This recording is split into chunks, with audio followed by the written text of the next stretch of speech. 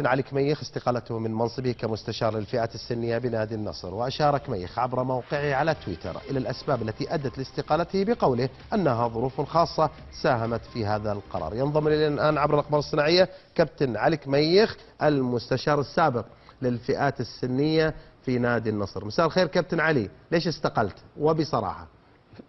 مساء الخير أبو بدر ومشاهدي برنامجك العزيز على الكل. يعني حبيبي ليش استقلت؟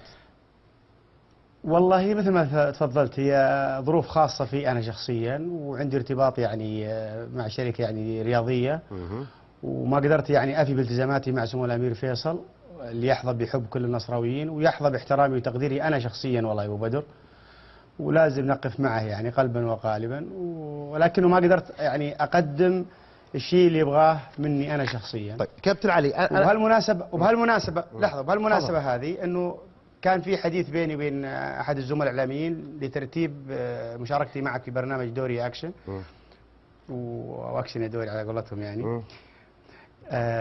وكان حديث ودي وتناقشنا عن بعض الأمور، ومن ضمنها يعني التزاماتي وارتباطاتي وترتيب حوار صحفي لاحقا يعني.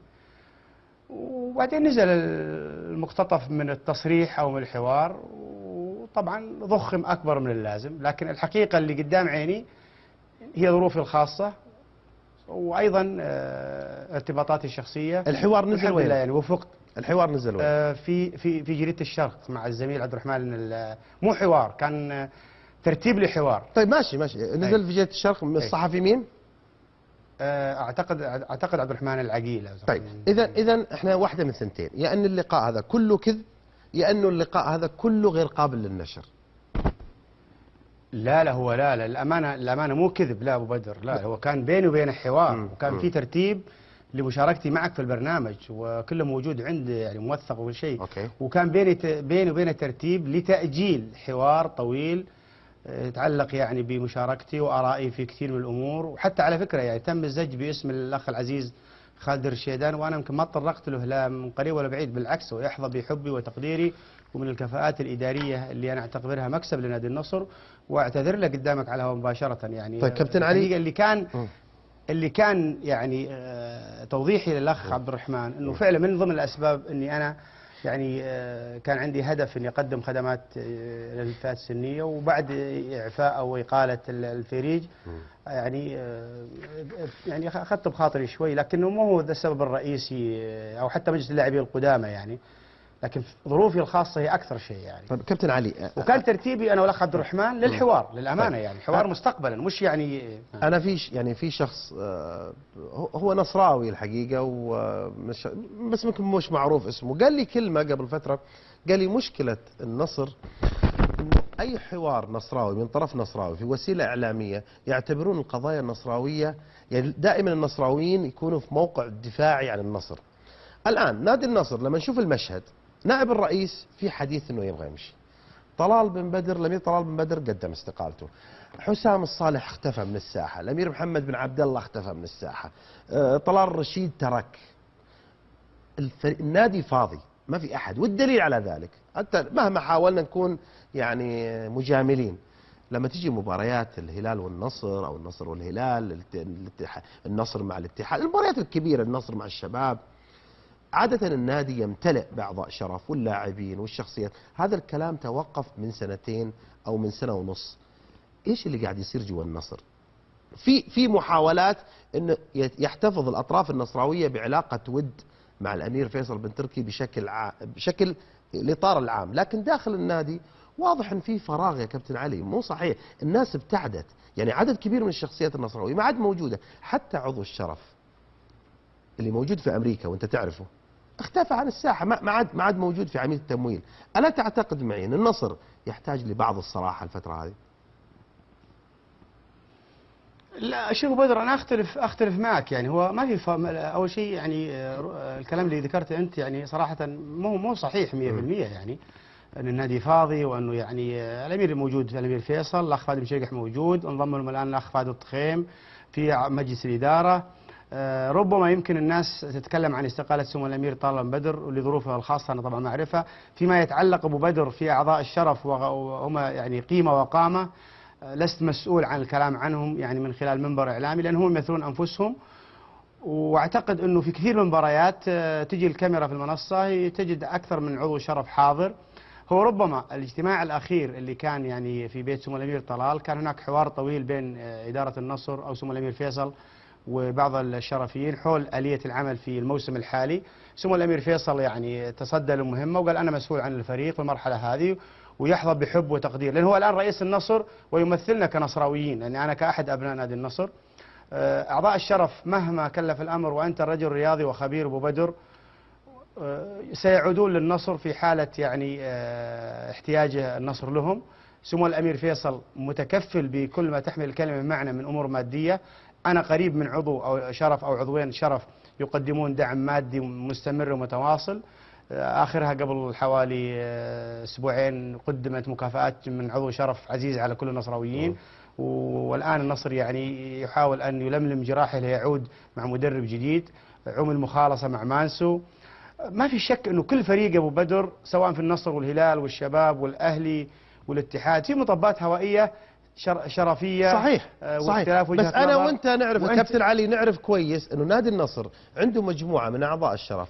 لو وجدت الشخصية التوفيقية، أعضاء شرف النصر يستطيعون أن يجعلوا النادي أحد أغنى الأندية السعودية ماليا، وهذا أمر معروف. يعني أغلب الشخصيات الموجودة بمجلس أعضاء شرف النصر شخصيات عندها ملاءة مالية، على فكرة هم أكرم أعضاء الشرف في الأندية السعودية على ناديهم. بس المشكلة كل فترة يجي 2 ويغيب 10، يجون 2 ويختفون 3. واضح أنه ما في وحدة، يعني يبغى تحتاج المسألة أحد يلم الناس. هذه أنا أتفق معك أبو بدر، يعني إنه كنا متوقعين كنصراويين أن يكون هناك اجتماع شرفي، خاصة سمو الأمير طلال بن بدر يعني عمل مشكورا في الفترة السابقة يعني للتواصل مع كثير من الشرفيين، ولكن لم يوفق النصر في الاجتماع في رمضان أو بعد رمضان بحكم ارتباطات الناس وسفرهم وروحتهم وجيتهم، بالإضافة إلى أنه لهم وجهات نظر يمكن ما توافقوا فيها مع سمو الأمير فيصل. لكن في المجمل الطرح أبو بدر الكل متفق مع العالمي، الكل مختلف في بعض التفاصيل اللي يعني ربما بعد كأس الأبطال ابتعد مثل ما قلت بعض الشخصيات، وهذا طبيعي في كرة القدم. يعني أنت لو ترجع للهلال أو الأهلي أو الشباب أو الاتحاد، يعني كابتن علي لما يكون ولد الجيران ساقط، أنا أخذ مثال، احنا ناخذ النصر كمثال حقيقي، لأنه في كمية ولاء عند المجموعة النصراوية، العائلة النصراوية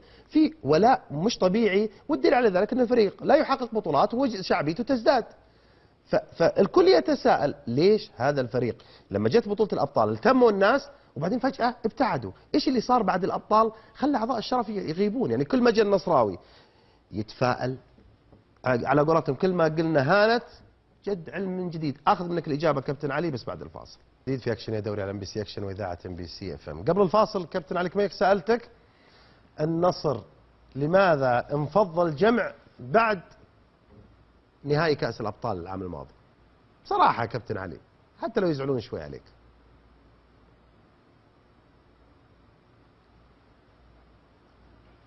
كابتن علي تسمعني؟ اي الان كويس. اوكي ابو بدر، اقول لك لماذا انفض الجمع بعد كأس الأبطال؟ شوية صراحة الناس يبون يسمعون منك كلمة. لا هو طبيعي ابو بدر، يعني اختلاف يعني الامير عبد الرحمن بن سعود الله يرحمه ما يسكن الجنه يقول لك يعني خلاف الود لا يسد الود قضيه، الاختلاف في الراي، الاختلاف لا يسد الود في الراي لا يفسد الود قضيه. الاختلاف في الراي لا يفسد للود قضيه. تفضل. اي ما في شك انه العمل في الانديه السعوديه يعني فيه مطبات هوائيه، ولكن للامانه الكل متفق على انه رئيس النصر الامير فيصل يعني هو قائد المرحله، وصرح فيها سمو الامير طلال بن بدر اكثر من مره، واكثر من عضو شرف صرح فيها. في تحركات شرفيه انه في قادم الايام النصر سيكون مقبل على ان شاء الله يعني طفره ماليه واداريه ان شاء الله جيده. انا بعطيك مثال بسيط. قبل شوي كان سؤال لك صريح مع الكابتن ناصر الشمراني ان اللاعبين محسودين وانهم يعني يحظون بحظ وزي كذا.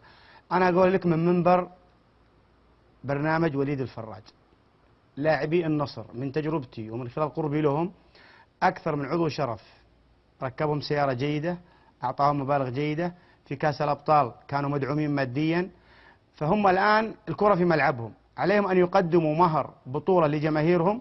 وأنا واثق 100% أنه أعضاء الشرف ستمتلئ غرفة استاد الملك فهد أو درة الملاعب أو الأمير فيصل بأعضاء شرف نادي النصر. يا رب. هذه الحقيقة، هذه الحقيقة. أنا أتمنى شخصيا النصر لابد أن يعود إلى المنافسة بشكل حقيقي، لأن هذا إثراء للمسابقة المحلية وإثراء جماهيري لها. تفضل أبو بدر. الكرة في ملعب لاعبي نادي النصر، وأنا عندي ثقة كبيرة في عمل سمو الأمير فيصل والأخ فادي شيقح.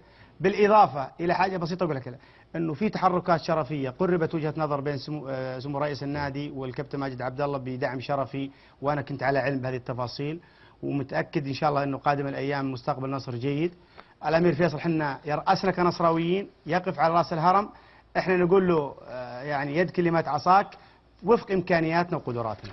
اليوم نادي النصر طبعا شارك في التدريبات إبراهيم غالب وخالد الغامدي، واشتملت التدريبات على تدريبات لياقية وجمل تكتيكية ومناورة كروية تعتمد على اللعب من لمسة واحدة، واكتفى محمد عيد وحسين عبد الغني بالجانب اللياقي. تدريب مغلقة استعدادا لمباراة نجران اللي راح تجمعهم النصر يوم السبت في الرياض. كابتن محمد السهلاوي اليوم حضر الحفل الختامي والمباراة النهائية لدوري شركة الكهرباء، حيث قام بتتويج الفرق الفائزة. أيضا عقد